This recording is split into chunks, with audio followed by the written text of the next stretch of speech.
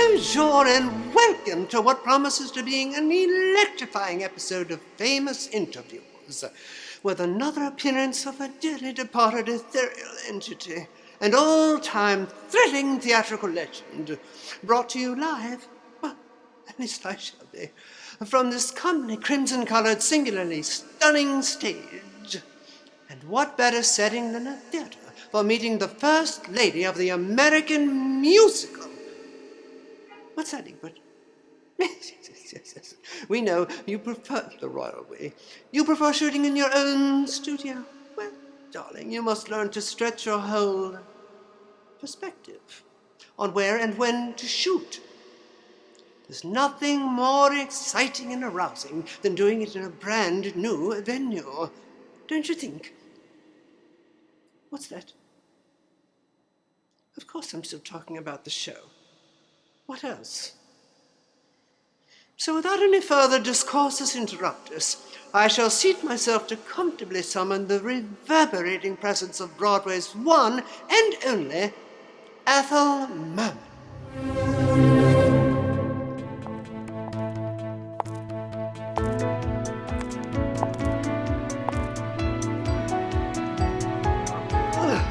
So good to get off my feet. Ethel Merman. We are lamentably not allowed to light the customary conjuring candles, so I shall have to put my faith in this disposable lighter I've sneaked in, and help me flick will do the trick. So, here goes. Dearest Ethel, a name you don't hear a lot these days. Trust me, beloved grandma's middle name, bless her sotted soul. Ow! Burned every meal to a crisp, Granny did, much like me thumb. But she burned it with love. Now, where was I? Yes, of course. Thank you, Egbert.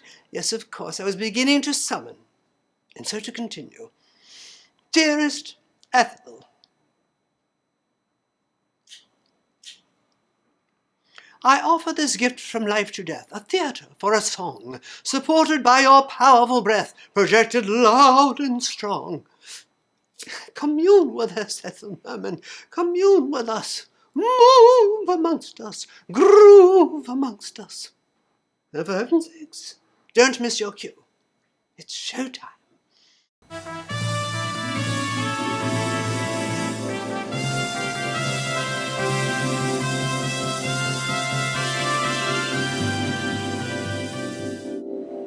Funny, you're a stranger who's called me, called from another zone. Funny, I'm a stranger myself here, small world, isn't it? Welcome, Ethel Merman. Welcome to my little corner of the world. Actually, more yours, really, the world of the theatre. That is, our small little world. Small and funny and fine. Indeed it is. But it suddenly feels a lot bigger with you and your lovely voice back in it. You not only had an amazing career, but if I do say so myself, amazing luck as well. I think the luckiest part of my musical career is that I had some of the greatest American composers to write songs for me. For me! George Gershwin, Cole Porter, Irving Berlin, and the last show that I did on Broadway, Gypsy, for which Julie Stein and the late Stephen Sondheim wrote the score. Stephen didn't write the score, darling. He wrote the lyrics, silly dilly. Oh, please, have a seat, darling.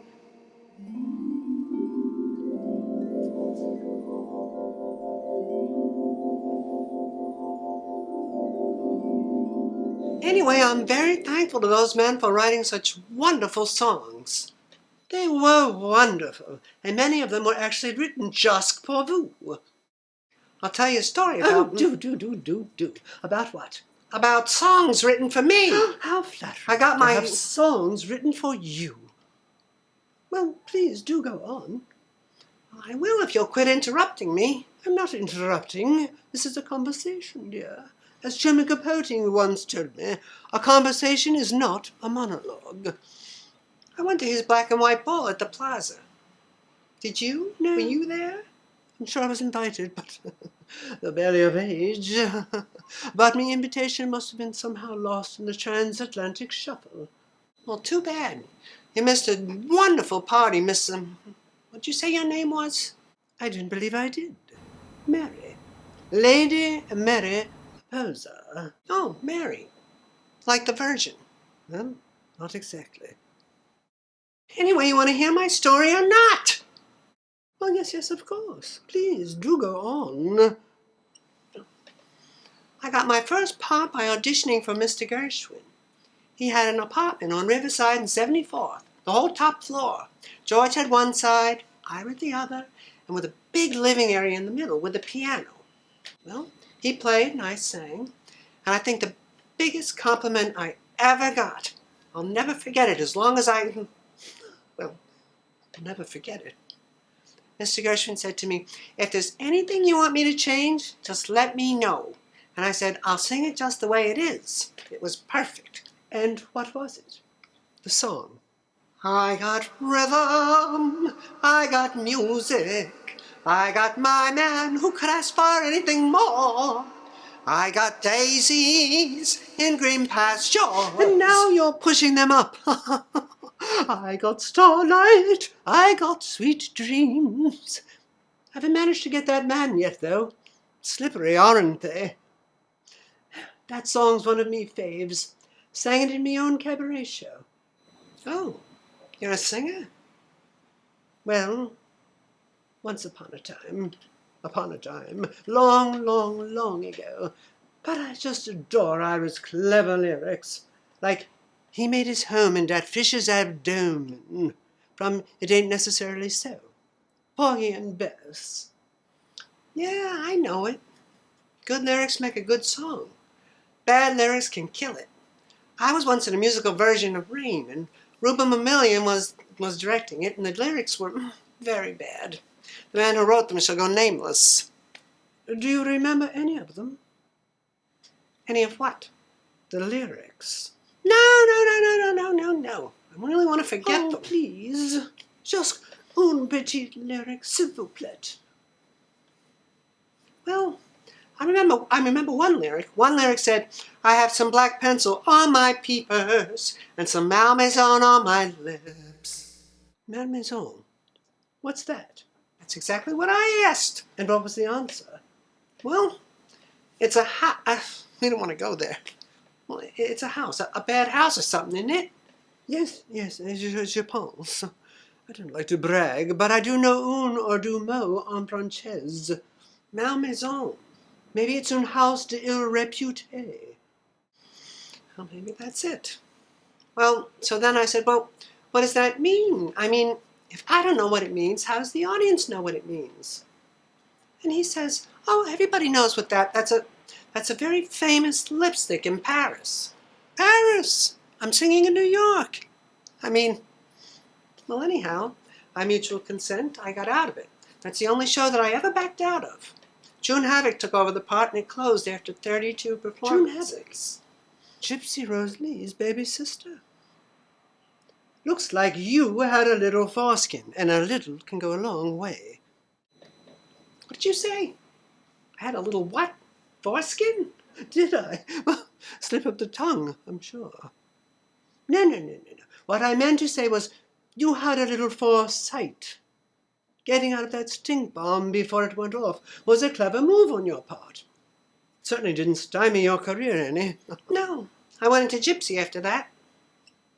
And how fortunate for us all. You were a stunning success as Mama Rose, won a Tony too. You managed to have hit show after hit show after hit show after hit show after. Well, as I said, I was fortunate. Yes, indeed you were. Perhaps your personality attracted the creative type. You seem to be one of those overly outgoing, eternally upbeat people we more distressingly downbeat and dejectedly depressing types are alternatively envious and anxious about. Wouldn't you agree? Agree? I don't have any idea what you just said. Agree to what? Well, that you're upbeat. Oh, well, I loved life. I was a very happy person. Very happy, yes. As you should have been. You had an amazing career, and it didn't end with Gypsy either. Besides your stint in Hello Dolly, you did concerts and recordings afterwards, yes? Yes, I did. And I also did a record of my biggest show tunes on disco tempo. I remember hearing it in a club back when I stayed up past 10. Oh? What club? 54? No, I've forgotten the name. Something to do with the cooking oil, I believe. Well, anyway, like so much else, it's no longer there. Well, it was a wonderful album. Peter Max did all the arrangements, produced it, and directed it. Did a magnificent job. And to hear those songs, everything's coming up. Roses, some people. I've heard parts, but never the whole thing. Well, when you do, you're gonna flip. Absolutely. You'll be swell. You'll be great. And there's no business like show business, like no business I know. And I get no kick from champagne. Oh, spam. The box used to be... Close the damn thing. Me box used to be stuffed with all sorts of junk, and now me portable stuffed. You're lucky.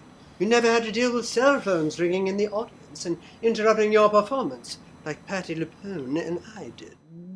No, but I remember stopping a show once, stopping right in the midst of a show because, there were in Annie Get Your Gun, there was a night performance, and there were some people sitting in the first row, and they had a bottle of booze with them, and a pint of something, and they had containers, and they were, knocking it off down there in the first row and talking as if there was nothing going on. So I just stopped. I was doing a scene with Ray Middleton, and I just stopped, and I said, "Can you hear us down there? Because we can hear you. Now, either, take your booze and leave the theater, please." And the audience started to applaud, and they got up and they left. And we went back into the scene. How abominably rude. And how devilishly delicious the way you handle. Oh, it's so disconcerting when you're trying to concentrate when people are down there talking. And not only that, but lapping up booze. I mean, come on! It's ridiculous.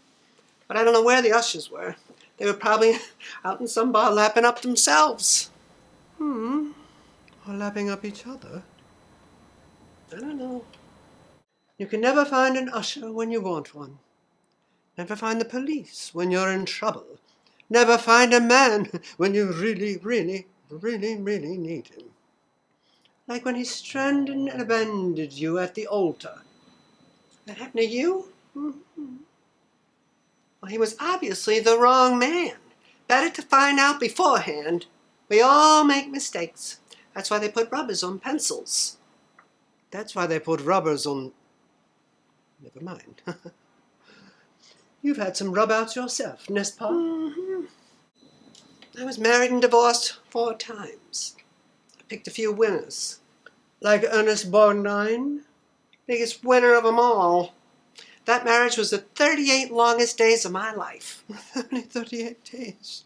There was a 1-page chapter on him in your autobiography. And it was blank. I think that said it all. Dear me. What was the title of your autobiography? Merman. What do you think? Shirley? Merman, of course. Well, moving right along. Quickly. Goodness, I forgot what I was going to ask. Me mind must have wandered for un petit moment. Pardonnez-moi. Did that ever happen to you? Did your mind ever wander, I wonder? No. It's starting to right now. No, I mean during a performance, while singing a song you'd sung night after night after night after night. Oh, definitely. It's sort of mechanical, but the moment's the same and everything sort of comes out, right. I could be out there and I could be thinking of anything. While singing? Oh, sure. Let me see. I have to go to Macy's tomorrow, and I need this, or I need that. Bum, bum, bum, bum, bum, bum, bum, bum. I have to get some crackers or some 99% fat-free milk. I don't know. Incroyable. Having so much talent you can deliver on autopilot and ignore not only your own performance, but your own audience. I could never do that.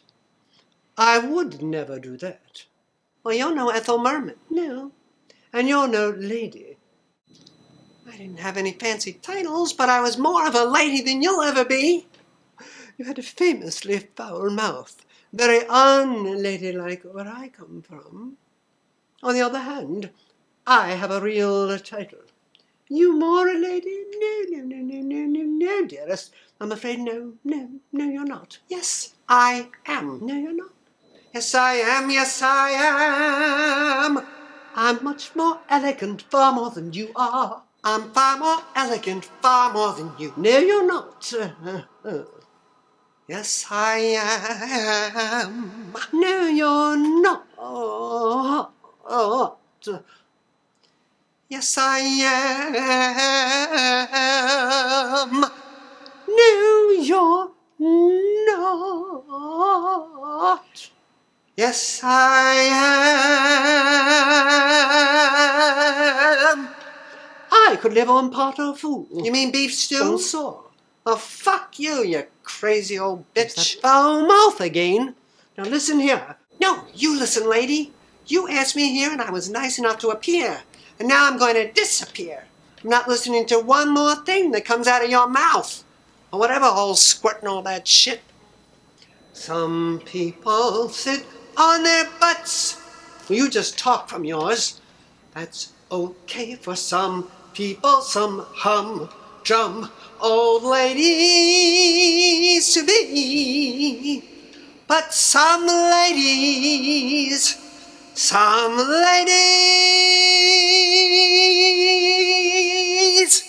ain't me.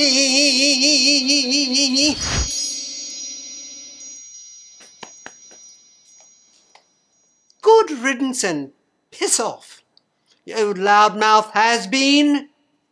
Maybe you did win 2 Tonys and could belt it out of the rafters. Well, so could Barbra Streisand. And you're no Barbra Streisand. She is a real star. And 2 Oscars trumps 2 Tonys any day, in my book. Imagine such language coming from Barbara.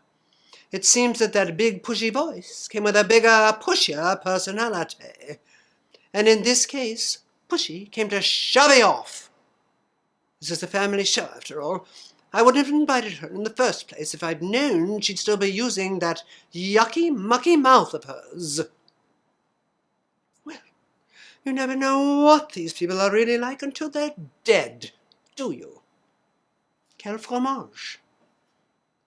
Of course, all of Ethel's bullying qualities may be precisely why she was such a success.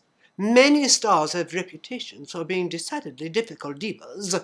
I wouldn't name names, of course, like Jennifer, Sharon, Gwyneth, Laurie, to not name a few, because that would be tacky. Well, whatever Ethel's personality, her talent, like her voice, was large. Not exactly my cup of tea, a little brassy sans subtlety, don't you think? But good enough for Gershwin, Berlin, and Porter.